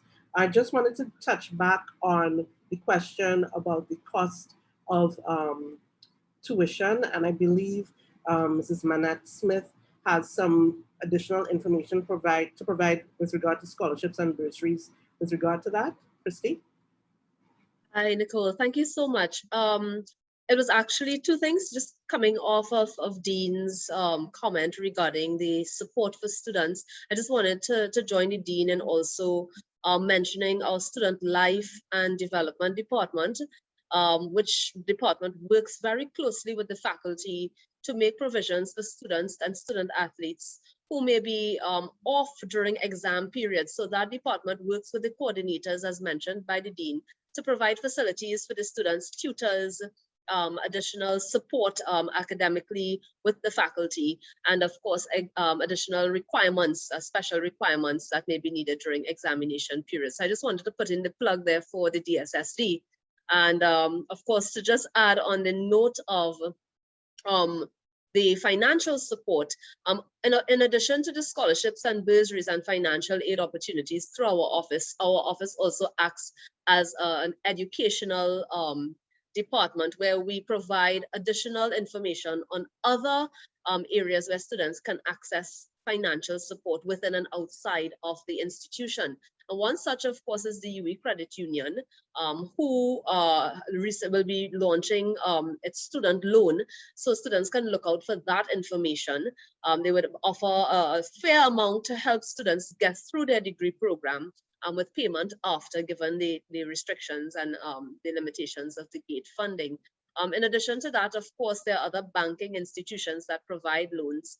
I know that we work very closely with them to help students access the necessary funding to pay their tuition fees. So when you come in, feel free to reach out to us. The contact information is there, and we will be more than happy to give you the information to help you move forward. Thank you, Nicole. Thank you so much, Christy. The next question has to do with, it's an applications question, but the person is asking, I will be graduating next year at the age of 16, and congratulations to you. Will I be eligible for these programs? Also, would I have to do Form 6 or KEEP before I register for UWI?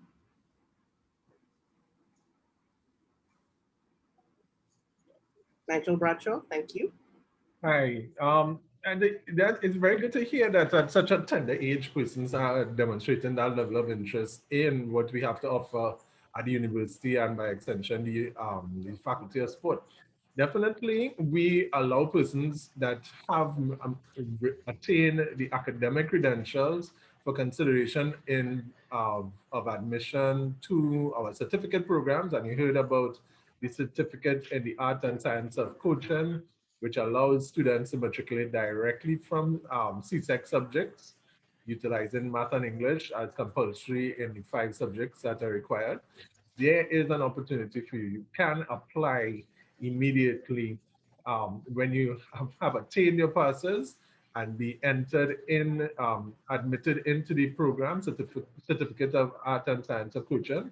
Spend 1 year in very esteemed faculty, and then move on to the degree programs that are offered there of your choice. Thank you, Nigel. And a related question, but this time on the financial part. What is the cost of the certificate in the art and science of coaching? I can be corrected by my colleague Kevin. I do think it's $8,190 for the tuition in that year, plus the 1,465 compulsory fees. Right? That's the total amount for the certificate program. Thank you. Kevin, anything to add to that? Nicole, I'm looking at the, hold on, sorry.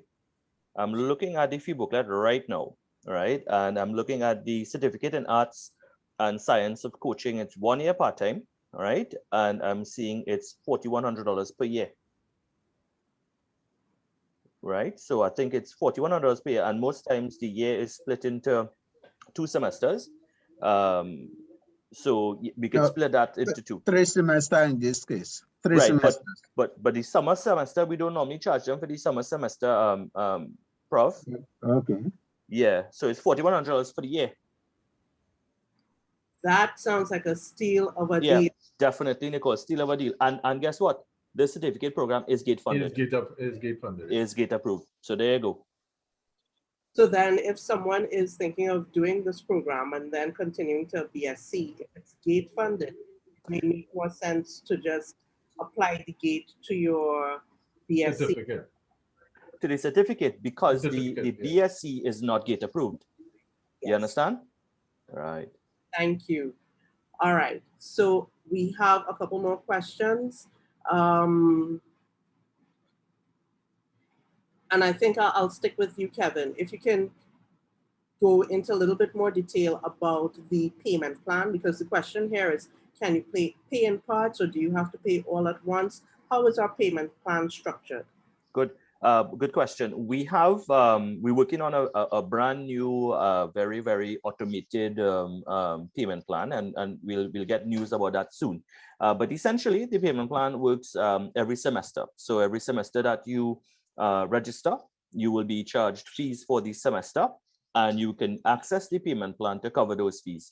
During semester 1 and 2, the payment plans are basically 3 monthly installments, and if in the summer you have to pay fees, the summer semester is a shorter semester, so we can only offer you 2 monthly installments in the summer semester. But in the regular semester 1, semester 2, you will have 3 monthly installments to pay your fees every semester.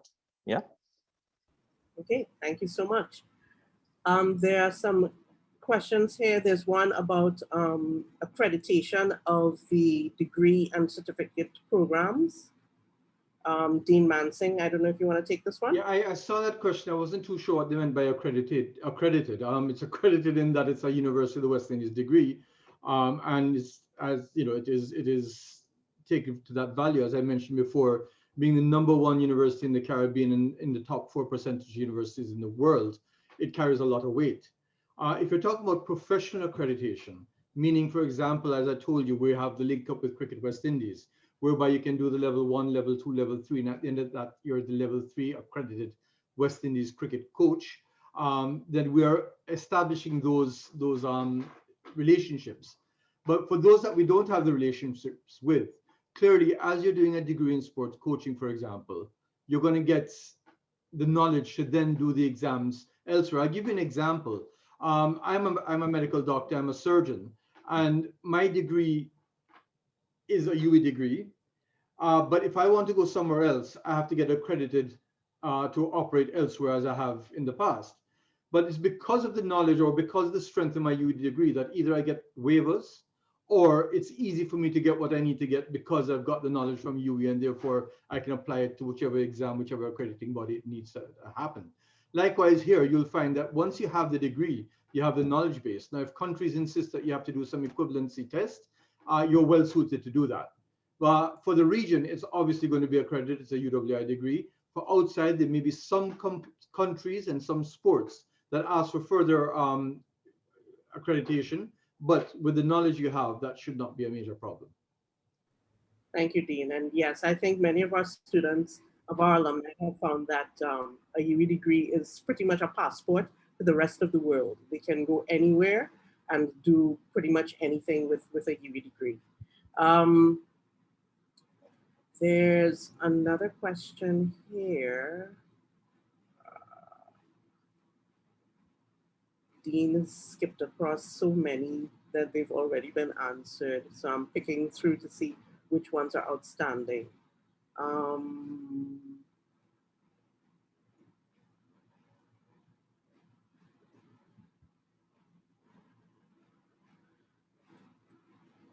So there's a question here about sports scholarships and playing for UWI.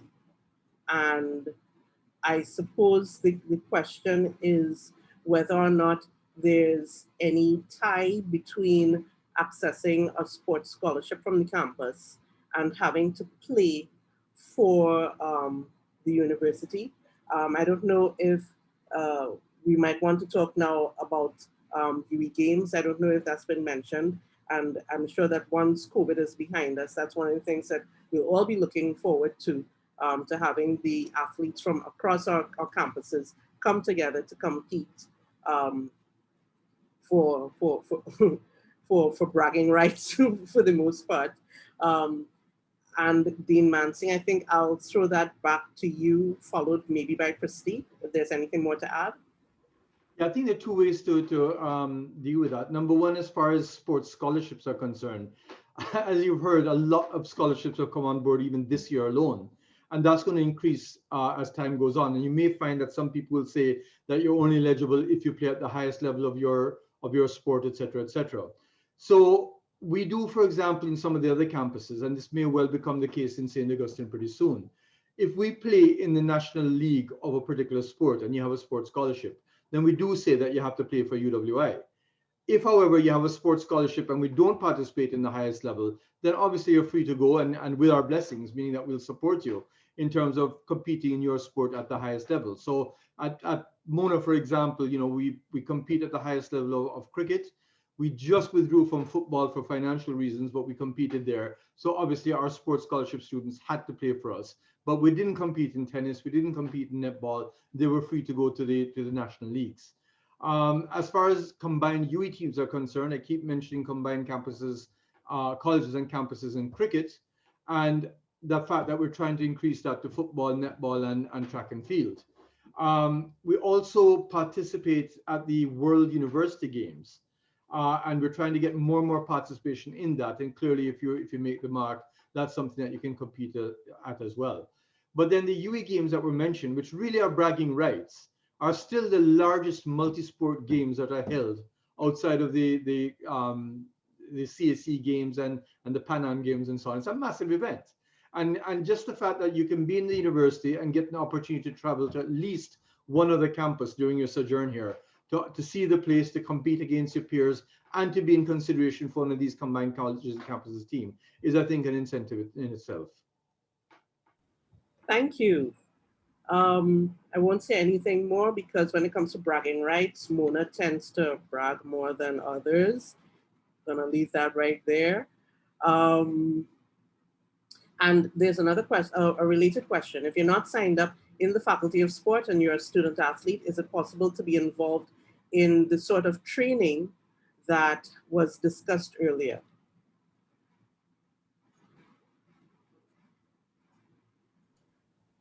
Well, the answer is absolutely. So once there's a team sport, then you don't have to be in the Faculty of Sport to participate in sport. So if you are in another faculty and you're eligible to play and capable of playing for the St. Augustine football team, then clearly you'll be considered. As far as the activities for the students are concerned, well, that obviously is dependent on the course. And what we do have and will have at sometimes are electives, where you can actually do 1 or 2 courses in the faculty as an elective if you're interested in a particular topic. But as far as participation in sport is concerned, clearly that's the other arm of the Faculty of Sport and of the St. Augustine Academy of Sport. So we deal with the academics, which are our students in sport, but then we also deal with the performers at sport, which are our athletes and the support staff. All right. Well, I see that the time is running away from us. So I think it's time to start winding things down. We've answered pretty much all of the questions that were posted, and any that weren't answered directly on video would have been answered in the chat. So we would like to thank all our participants for being with us this evening. It has been a pleasure to host you. And I don't know if there are any final words that Dean Mansing would like to share with us as we wrap. Just to say that this is an exciting time in sport in the Caribbean. We, as athletes, have proven ourselves, but where we're short are experts in the field of sport. So I say that we're excellent at playing sport, but we're not that good at playing at sport. And so there's some major opportunities open to people who specialize quickly in sport coaching or in sport kinetics, etc., because there's a need in the Caribbean. And instead of looking outside, we're looking more and more for experts within the region. So now is a good time to consider other options in sport apart from just playing it as a profession going forward, because you will get the opportunities. It's something in demand in the Caribbean. Just look at your national football teams and so on. You realize that we relied on a lot of people outside. We're slowly filling those gaps from within. And that's going to happen with coaches, that's going to happen with kinesticists, that's going to happen with scientists, etc. So from that perspective, it's an exciting time to get into sport. Thank you, Dean. And to take us across the finishing line, I'm going to ask Professor Ayagina to give his final words as the head of the St. Augustine Academy of Sport. Thank you, Nicole. This is excellent. It's been a wonderful evening, full of energy, impactful pieces of information. And I just want to take the opportunity to thank all the people who have been involved in putting this together. I will start with the marketing and communication section of the campus, especially Wendy Maynard and yourself, Nicole Huggins-Buku, for putting it together. I know many of your mates work behind the scene to make it possible, and I want to thank them. I want to thank the faculty office, especially our administrative officer, Ms. Hassanat Sharp, for constantly always being there to help us and to guide us. I want to thank her. And that's another name that incoming students will have to remember, because they will have to also deal with her indirectly or directly. I want to thank Ria Cromwell, the AA, who spoke about our programs earlier, and I've already also indicated that students need to know that name because she is like the gatekeeper to the academy. I also want to especially thank Nadra Dorica Baptiste. You all heard the passion with which she presented the non-academic aspect of the academy. And I'm sure, COVID permitting, when you come to the academy, you will be interfacing with her. She's as vibrant as she sounded in that presentation. So that is somebody you need to know. So I want to thank her. And I want to thank all the other members of the campus who came this evening to present information to all of you listening. Nigel Brashaw, Kevin Kalu, Caroline Goodins, who didn't speak but was in the background providing guidance, Simone Roberts from admission, who is online listening on and making sure everything is going well. Christy Smith, you heard her, and she is also very passionate about student life and the development of students through the campus. Very, very helpful unit of the campus. I want to thank our lecturer who came on to speak passionately about sport and psychology, the sport and societal development, Dr. Farid Youssef. Thank you very much. Well, Darren Ganga is always there for us. Anytime we call him, if he cannot physically make it, he will do it one way or the other. He has never disappointed. The same way he never disappointed on the cricket field. He has consistently performed for us, answered our calls. So Darren, thank you very much. And our student, Nadine Sukan, who gave us that beautiful testimony on what it was like during face-to-face and what it is like during a virtual. And I totally share his sentiments that he's looking forward to face-to-face, because it's a fantastic feeling when you have people out there cheering you on, or when you have people there in the gym with you, and so on and so forth. So he's right about that. And like him, I am also hoping that soon you will all be able to come and we interact with you face-to-face. I also want to thank our coaches who came out and gave testimony, Stephanie Power and Nadra said it when she was making her presentation about all the donations that the women cricket team has been making. And Stephen Power is the person behind most of that. And the new scholarship that has just came to us through her. So I want to thank her very deeply. And I want to thank Patricia Wright, Alexis, for that passionate testimony that she gave. So on the whole, I want to thank everybody who tuned in. But my gratitude will not end there. There are two people I want to thank, one group and one person. I want to thank all those who are going to apply. I want to thank those who have applied. And I want to look forward to those who get through and come to the faculty. But finally, I want to thank the Dean of the faculty, a very passionate, humane, and very committed leader of the Faculty of Sport. If you were in any doubt, it would have been clear to you by the ease and the passion with which he spoke about our program and about the faculty. So I thank you all for tuning in. Have a good evening.